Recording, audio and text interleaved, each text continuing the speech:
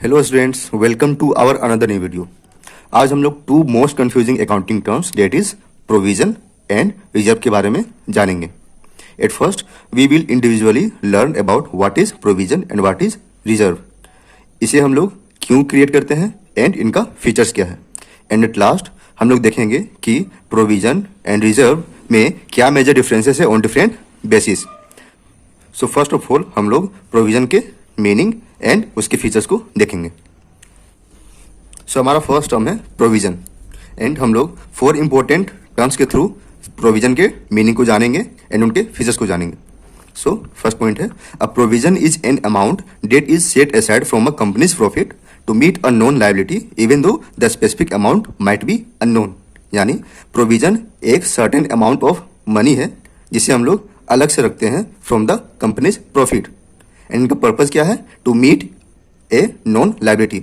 यानी फ्यूचर में कोई लायबिलिटी अराइज होने वाला है, उसके लिए हम लोग पहले से ही कुछ अमाउंट को सेट कर लेते हैं from the company's profit even though the specific amount might be unknown. भले ही वे जो लायबिलिटी अराइज होगा उसका फिक्स्ड या सर्टेन अमाउंट हमें पता ना हो।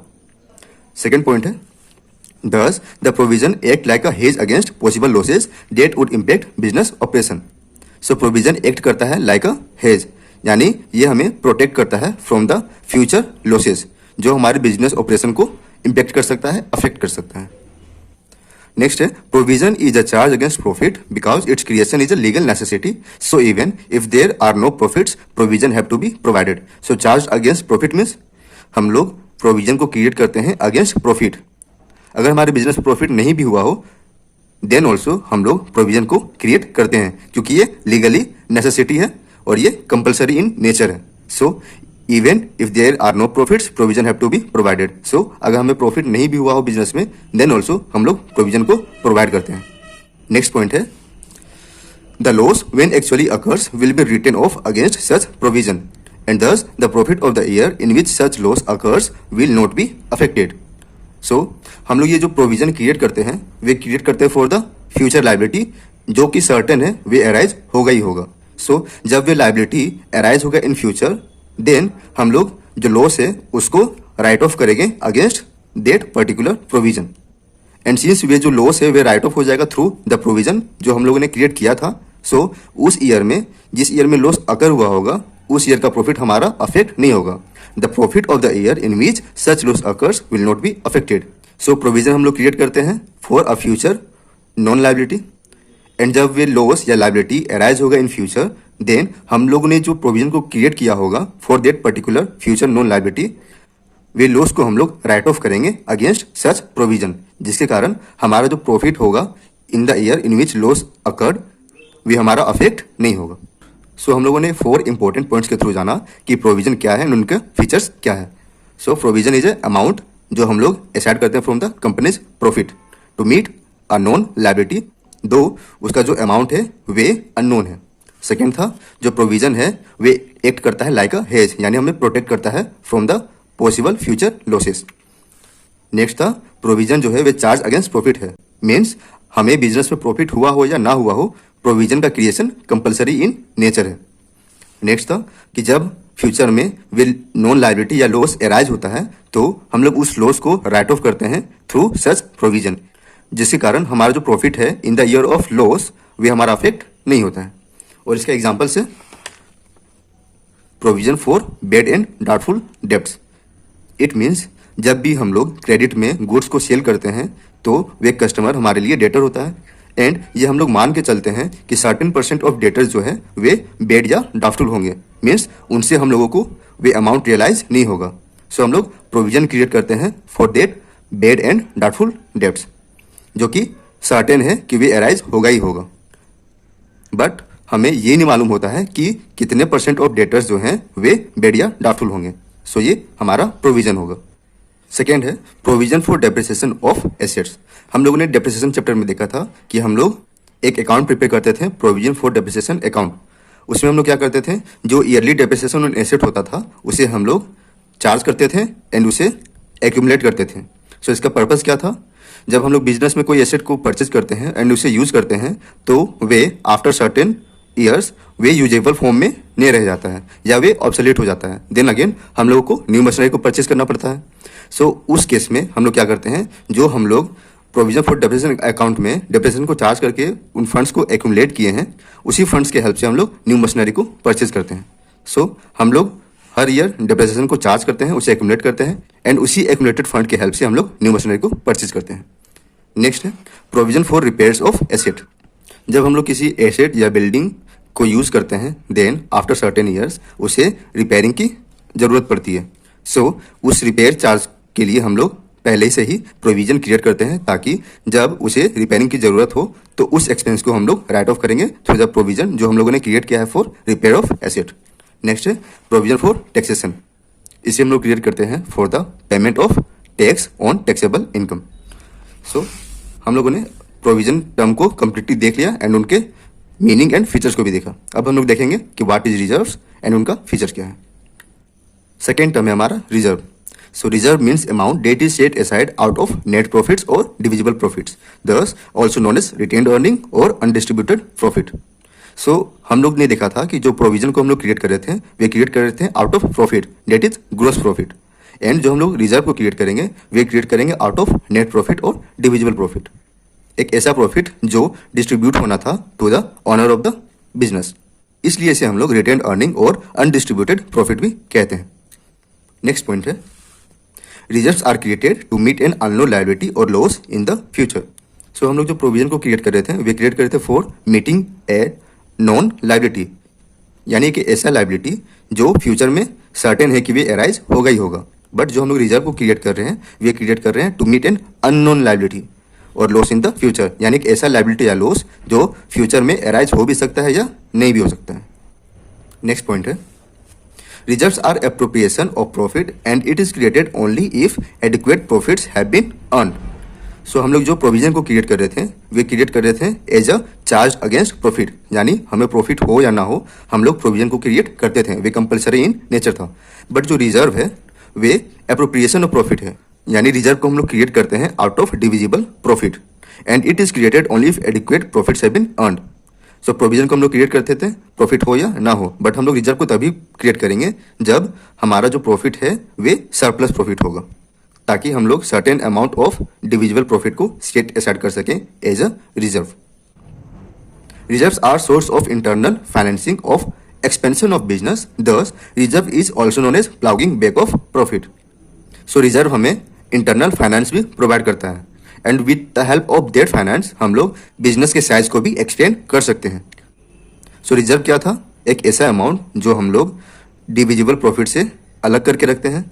सो ये हमारा पार्ट ऑफ प्रॉफिट ही था एंड उसी पार्ट ऑफ प्रॉफिट से हम लोग एज अ फाइनेंस उसे यूज करते हैं एंड एक्सपेंशन ऑफ बिजनेस में यूज करते हैं। सो अगेन उसी प्रॉफिट से हम लोग फर्दर प्रॉफिट को अर्न कर सकते हैं, इसलिए रिजर्व को हम लोग प्लाउगिंग बैक ऑफ प्रॉफिट भी कहते हैं। एंड रिजर्व के टू मेन टाइप्स है, फर्स्ट है रिवेन्यू रिजर्व एंड सेकंड है कैपिटल रिजर्व। सो हम लोग revenue reserve and capital reserve के डिफरेंस को भी देखते हैं। So revenue reserve are those reserves which are created out of revenue profit. So revenue profit क्या होता है, एक ऐसा प्रॉफिट जो अराइज होता है from the normal business activities. But जो कैपिटल रिजर्व है वे क्रिएट होता है out of capital profit which does not arise from the normal business activities. So हमारा जो बिजनेस है उस एक्टिविटी से कोई प्रॉफिट अराइज होता है तो उससे हम लोग रिवेन्यू रिजर्व को क्रिएट करते हैं, बट जो कैपिटल रिजर्व है वे कैपिटल प्रॉफिट से हम लोग क्रिएट करते हैं। सो कैपिटल प्रॉफिट मीन्स अगर कोई फिक्स्ड एसेट को हम लोग सेल करते हैं उससे हम लोग अगर प्रॉफिट होता है तो ये हमारे लिए कैपिटल प्रॉफिट है, बट हम लोग जब गुड्स को सेल करते हैं उससे हमारा जो प्रॉफिट अराइज होता है वे रिवेन्यू प्रॉफिट होता है। So revenue profit which arises from the normal activities of business and जो कैपिटल प्रॉफिट है वे अराइज होता है from selling of fixed asset etcetera और इन्वेस्टमेंट जो हम लोग सेल करते हैं एंड उससे हम लोग प्रॉफिट अराइज करते हैं। सो ये बिजनेस एक्टिविटी से डील नहीं करता है कैपिटल प्रॉफिट। सो ये हम लोग क्रिएट करते हैं from the revenue profit and इसे हम लोग क्रिएट करते हैं from the capital profit. And हम लोग रेवेन्यू रिजर्व क्यों क्रिएट करते हैं, इसे हम लोग क्रिएट करते हैं for unseen future losses and for strengthening of financial position of business. But हम लोग जो कैपिटल रिजर्व है उसे क्रिएट करते हैं टू मीट कैपिटल लॉसेस। सो जब हम लोग किसी भी फिक्स्ड एसेट को सेल करते थे उससे हम लोग को प्रॉफिट अराइज होता था, बट इन केस उस फिक्स एसेट को सेल करने पे हमें लॉस अराइज होगा तो उस लॉस को हम लोग राइट ऑफ करेंगे through the capital profit. Third difference between revenue reserve and capital reserve ये है कि जो अमाउंट ऑफ रिवेन्यू रिजर्व होता है वे अवेलेबल होता है फॉर डिस्ट्रीब्यूशन एज डिविडेंड, यानी रिवेन्यू रिजर्व के अमाउंट को हम लोग एज ए डिविडेंड डिस्ट्रीब्यूट कर सकते हैं to the shareholders, but जो कैपिटल रिजर्व का अमाउंट होता है उसे हम लोग एज ए डिविडेंड डिस्ट्रीब्यूट नहीं कर सकते हैं। एंड रिवेन्यू रिजर्व का टू टाइप्स होता है, general reserve and specific reserve. ये जो जनरल रिजर्व है वे किसी स्पेसिफिक पर्पज के लिए क्रिएट नहीं किया जा रहा है, बट ये जो स्पेसिफिक रिजर्व है वे किसी स्पेसिफिक पर्पज के लिए ही क्रिएट किया जाता है out of revenue profit of business. So हम लोगों ने प्रोविजन एंड रिजर्व के कंप्लीट मीनिंग को देखा एंड उनके फीचर्स को भी जाना। अब हम लोग दोनों के डिफरेंस को देखेंगे ऑन डिफरेंट बेसिस। सो अब हम लोग देखेंगे difference between provision and reserve on different basis, and इसके थ्रू हम लोग कंफ्यूजन को क्लियर करेंगे between provision and reserve. So हम लोग प्रोविजन को क्रिएट कर रहे थे to meet a known liability, but जो रिजर्व है उसे हम लोग क्रिएट कर रहे थे for an unknown liability. So it is created to meet a known liability,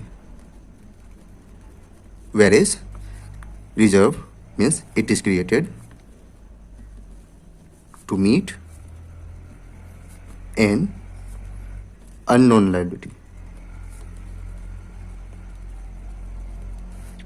second basis है नेचर कि प्रोविजन का क्या नेचर है एंड रिजर्व का क्या नेचर है। सो प्रोविजन को हम लोग क्रिएट करते थे as a charge against profit, जो हमारे प्रॉफिट को रिड्यूस करता था, वेरेज जो रिजर्व था उसे हम लोग चार्ज अगेंस्ट प्रॉफिट नहीं क्रिएट करते थे, बट ये एप्रोप्रिएशन ऑफ डिविजिबल प्रॉफिट था। सो सेकेंड बेसिस है nature, it is charge against profit, thus reduces profit, whereas जो रिजर्व है वे एप्रोप्रिएशन ऑफ प्रॉफिट है, it is appropriation of profit. Thus ये हमारा प्रॉफिट को रिड्यूस करता था, बट ये हमारा डिविजिबल प्रॉफिट को रिड्यूस करेगा, यानी एक ऐसा प्रॉफिट जो डिस्ट्रीब्यूट होना था टू द शेयर होल्डर्स या owner of the business, but वे डिविजिबल प्रॉफिट को रिड्यूस करेगा। Thus reduces the divisible profit. Third basis है on the basis of creation, यानी क्या प्रोविजन को क्रिएट करना कंपलसरी है, क्या रिजर्व को क्रिएट करना कंपलसरी है। सो प्रोविजन का क्रिएशन कंपलसरी इन नेचर होता है, वेरेज रिजर्व हम लोग तभी क्रिएट करते हैं जब हमारा एडिक्वेट प्रॉफिट अराइज होता है from the business. So it's creation is compulsory. It is created even if there is no profit. यानी हमें प्रॉफिट हो या ना हो हम लोग को प्रोविजन क्रिएट करना है, क्योंकि ये लीगली कंपलसरी है। सेकेंड है it's creation is optional. It is created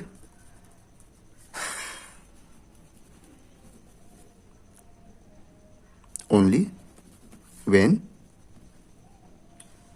there is profit or there is adequate profit. ये जो है ये यहां से स्टार्ट होगा एंड ये यहां से। नेक्स्ट बेसिस है mode of creation,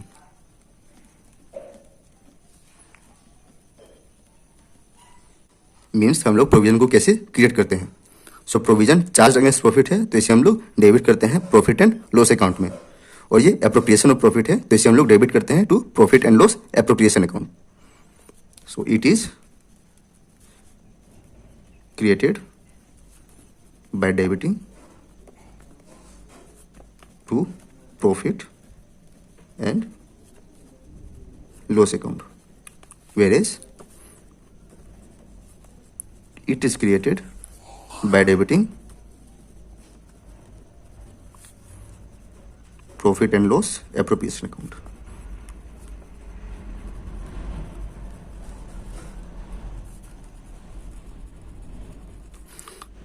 effect on taxable profit,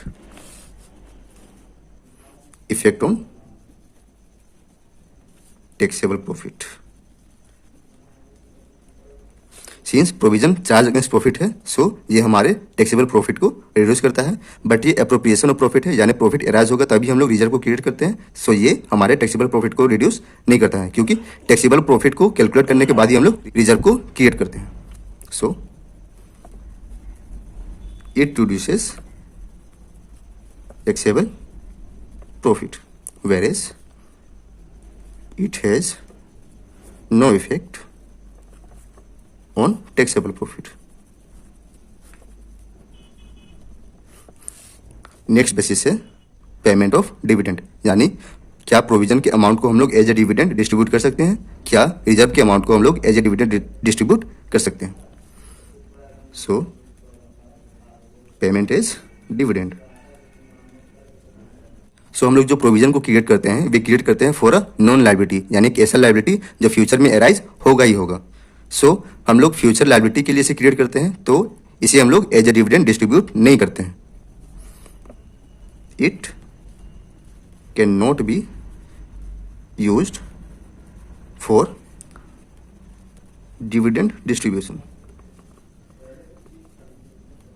but ये हम लोग जो क्रिएट करते हैं रिजर्व, वे क्रिएट करते हैं फॉर अ अननोन लायबिलिटी, यानी एक ऐसा लायबिलिटी जो फ्यूचर में अराइज हो भी सकता है या नहीं भी हो सकता है।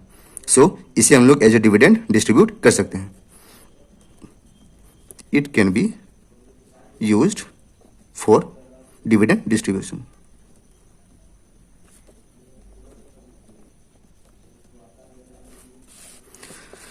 नेक्स्ट बेसिस है अपीयरेंस, यानी हम लोग प्रोविजन को कहाँ शो करते हैं एंड रिजर्व को कहाँ शो करते हैं। सो हम लोग प्रोविजन को बैलेंस शीट में ऑन द एसेट साइड भी शो कर सकते हैं as a deduction from asset, जिसके लिए हम लोग क्रिएट करते हैं। For example provision for bad and doubtful debts, उस प्रोविजन को हम लोग डेटर से रिड्यूस करके शो करते हैं in the asset side, and जो रिजर्व है उसे हम लोग शो करते हैं on the liability side under head reserve and surplus. So it is either shown on the asset side by way of deduction from the asset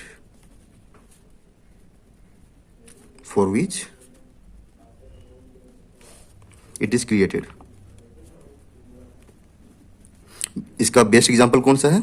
best example है provision for bad and doubtful debts, क्योंकि जो debtor है वो हमारे लिए asset होता है, सो उसे हम लोग एसेट साइड रिकॉर्ड करते हैं, एंड जो provision for bad and doubtful debts होता है उसे हम लोग लेस करते हैं from the amount of debtors, then उसके जो बैलेंस को होता है उसे हम लोग एसेट साइड में शो करते हैं। या तो हम लोग इसे लायबिलिटी साइड भी शो करते हैं as a distinct item. It can also be shown as a distinct item on liability side of the balance sheet,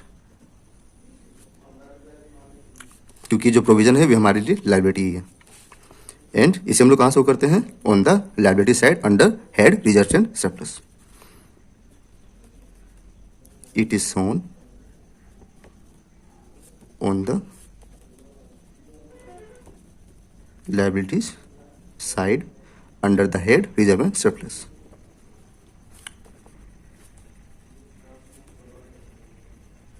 reserve and surplus।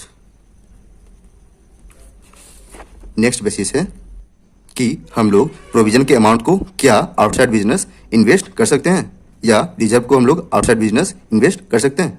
So provision को हम लोग क्रिएट कर रहे हैं फॉर अ नॉन लायबिलिटी जो future में rise होगा ही होगा, तो इसे हम लोग एज ए इन्वेस्टमेंट यूज नहीं कर सकते हैं, बट रिजर्व को एज ए इन्वेस्टमेंट यूज कर सकते हैं। सो बेसिस होगा investment outside the business.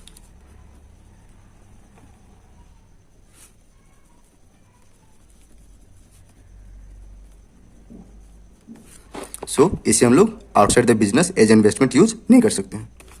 So provisions are never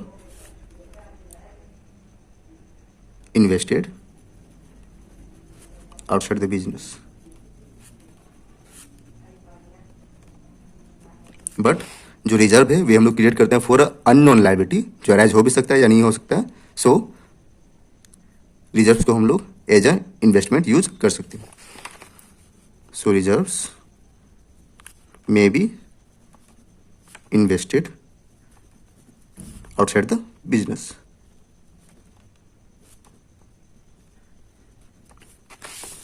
सो हम लोगों ने ऑन डिफरेंट बेसिस देखा कि प्रोविजन एंड रिजर्व में कौन कौन से मेजर डिफरेंसेस हैं, एंड आई होप इन दोनों टर्म्स के बीच में जो कन्फ्यूजन था आपके मन में वे अब क्लियर हो चुका होगा। अब मैं इसे थोड़ा टेबलर फॉर्म में प्रेजेंट कर देता हूँ। सो मैंने अब इसे टेबलर फॉर्म में प्रेजेंट कर दिया है। अब हम लोग फास्ट रिवाइज करते हैं कि प्रोविजन एंड रिजर्व के बीच में कौन कौन से मेजर डिफरेंस है। सो फर्स्ट बेस है on the basis of meaning.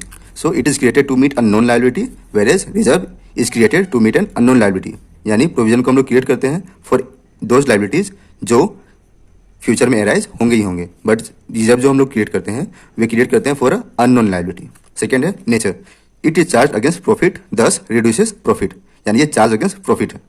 Where जो रिजर्व है वे एप्रोप्रिएशन ऑफ प्रॉफिट है, यानी डिविजिबल प्रॉफिट को हम लोग रिड्यूस करते हैं।